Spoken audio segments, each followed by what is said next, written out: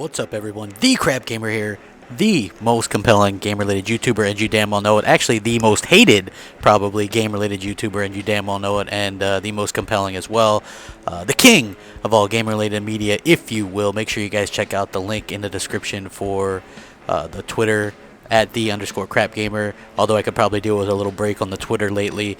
Go ahead and like the Facebook page, and the link for the Redbubble BGST and CrapgamerReviews shirts are there as well. On today's topic, and that would be the big news, was yesterday's breaking news that, once again, the PlayStation 4 absolutely dominated the Xbox One in January NPD.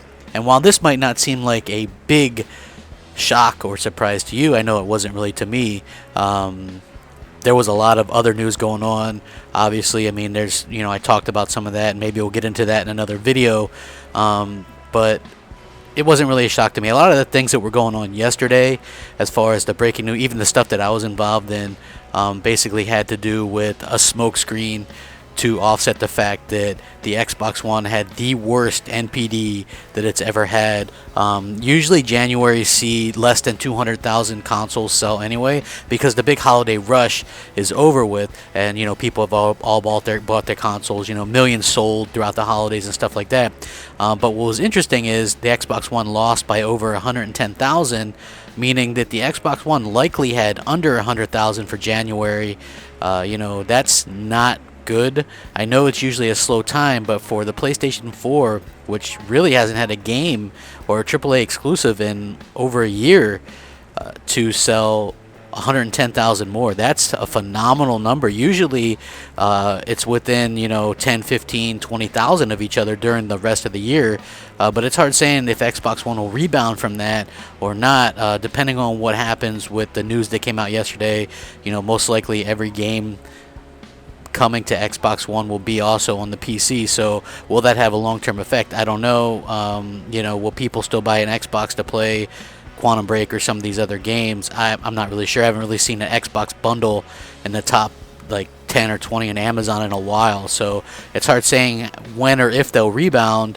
The PlayStation 4 does have Street Fighter 5 coming, and obviously Uncharted 4. Uncharted 4 probably going to be the biggest console game this year.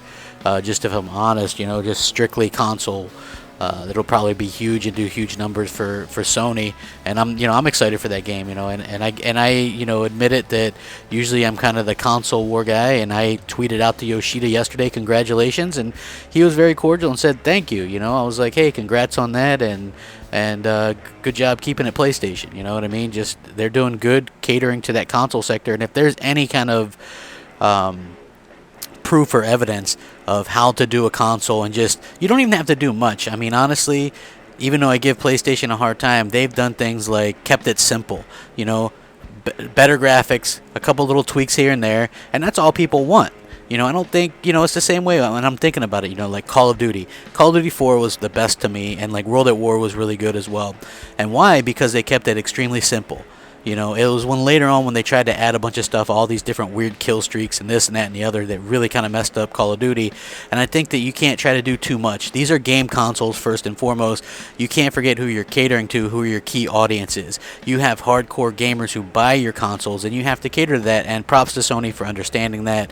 Microsoft's message has been bungled since the start of this generation. It continues to baffle me with the things that they do and say at times. You know what I mean? I think it's a great console.